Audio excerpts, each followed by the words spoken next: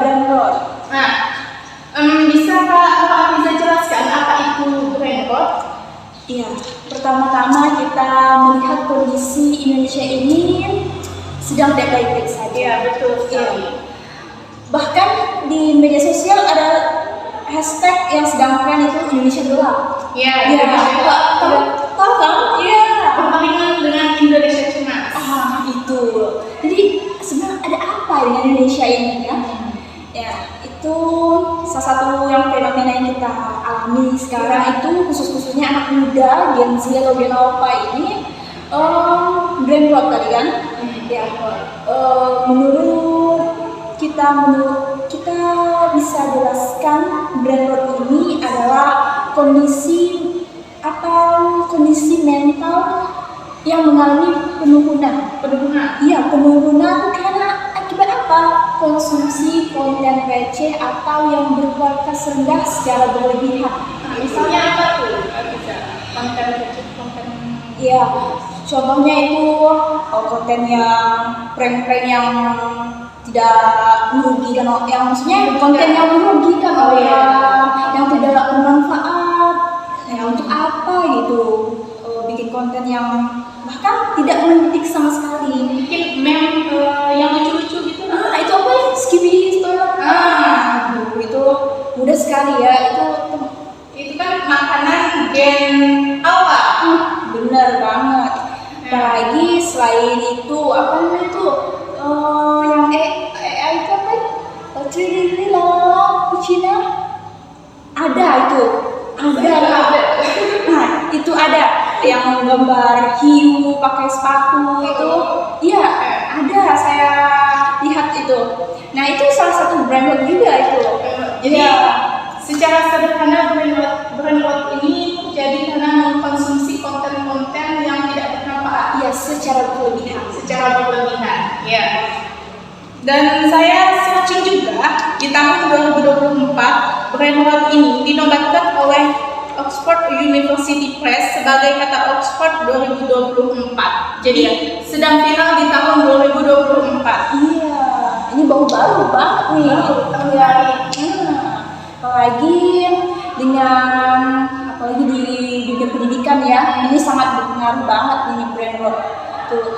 Karena mempengaruhi pikiran ya. Iya, pikiran. Bahkan bukan hanya mental saja. Kognitif seseorang tuh bisa turun, daya berpikirnya turun, daya kreativitasnya itu tidak terlalu tajam. Iya, bisa katakan begitu. Jadi ada brand road ini penurunan gitu ya, menurunkan daya pikir, daya kreativitas. jadi malas berpikir untuk menganalisis suatu permasalahan itu, jadi gitu enggak gitu. Lalu kemudian apa saja dampak dari brand road ini? Nah, kalau kita bicara tentang dampak ini banyak sekali Kak Ida. Salah satunya itu yang tadi kita jelaskan itu, malas berpikir. Iya, secara pribadi ya, ini dampak pribadi.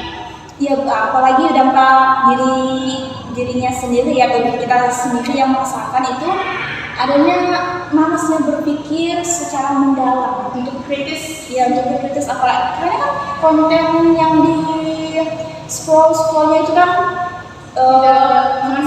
mengasah pikiran ya, kadang yang cepat kalau nggak asik scroll, jadi kurang minat dalam berpikir kritis.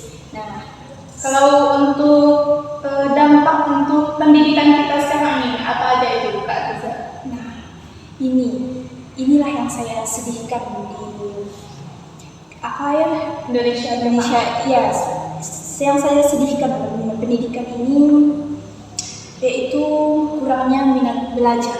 Ya, betul. Saya tuh sedih melihat generasi sekarang ini, terutama Gen Z dan Gen Alpha yang sedang berkecimpung dalam dunia pendidikan ini. Kenapa ya? Banyak sekali kasus yang menyebabkan rendahnya kualitas pendidikan. Contohnya? Ya, itu salah satunya tadi yang sedang viral.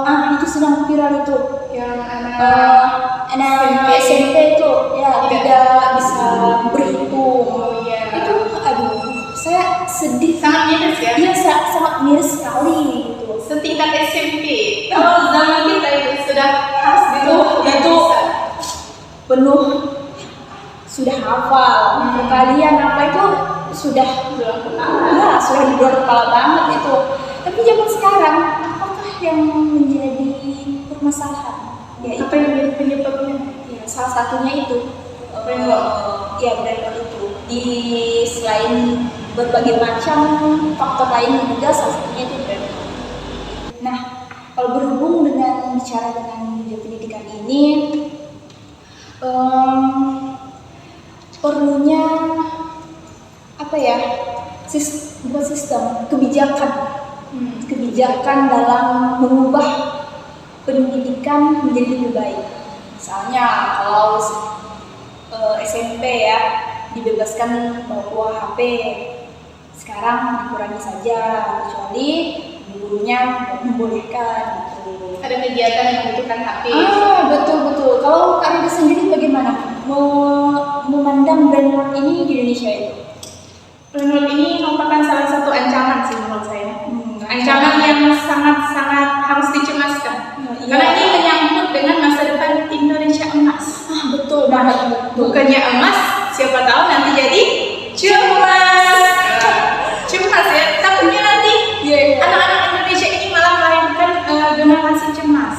Iya, betul. Nah, menurut yang saya searching, 64% remaja menghabiskan waktu lebih dari 1 jam per hari di TikTok. 6 jam ya? Waduh. Bahkan sampai 10 jam kadang. Setengah ibaratnya hampir setengah hari Untuk HP. untuk HP scrolling itu ya. Iya, betul sekali.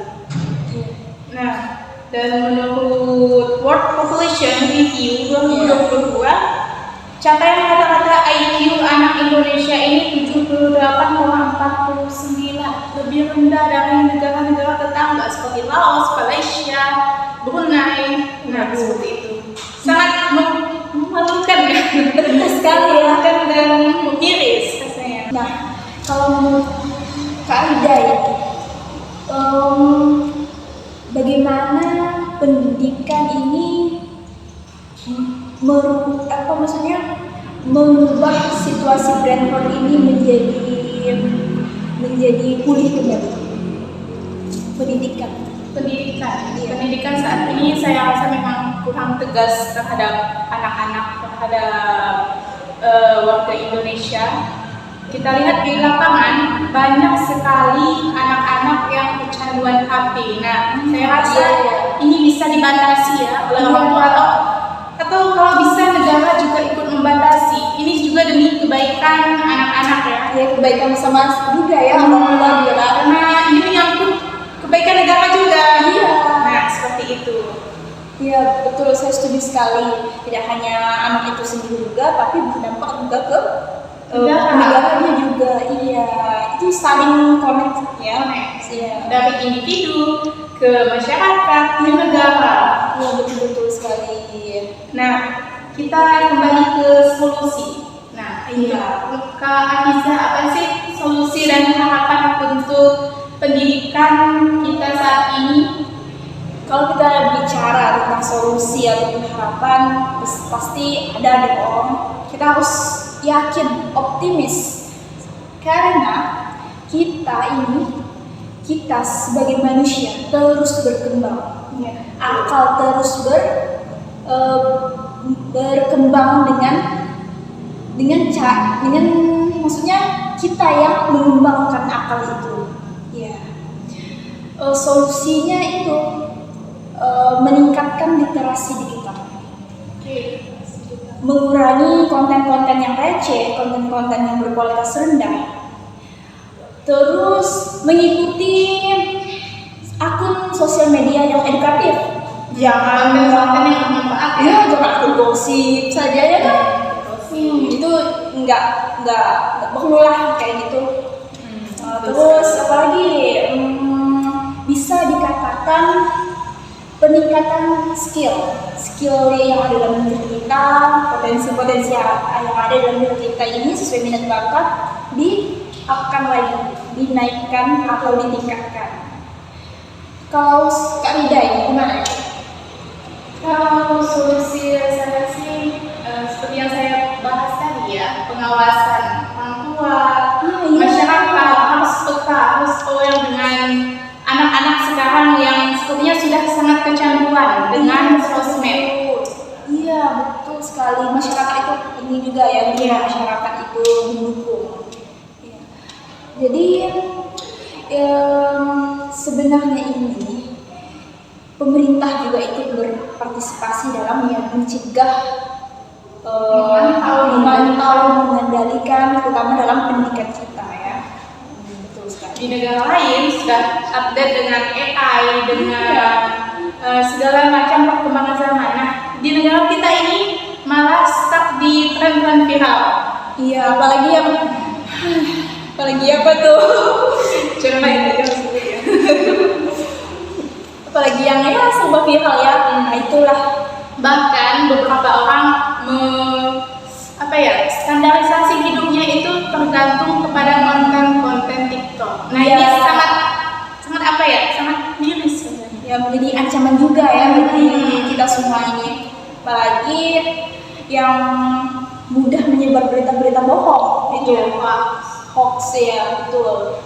Nah, jadi kalau kita bandingkan dengan negara luar itu yang penuh inovasi, yang semakin meningkatkan kualitas hidupnya di sana. Ayo kita sebagai rakyat Indonesia, pemuda-pemuda Indonesia, pelajar-pelajar Indonesia, ayo kita tingkatkan literasi, kita tingkatkan kualitas belajar, dan tingkatkan semua potensi-potensi yang ada di negara kita untuk menuju Indonesia emas. Iya, itu tadi harapan dari Kak Alfiza ya. Jadi harapan saya juga kurang lebih seperti Kak Alfiza.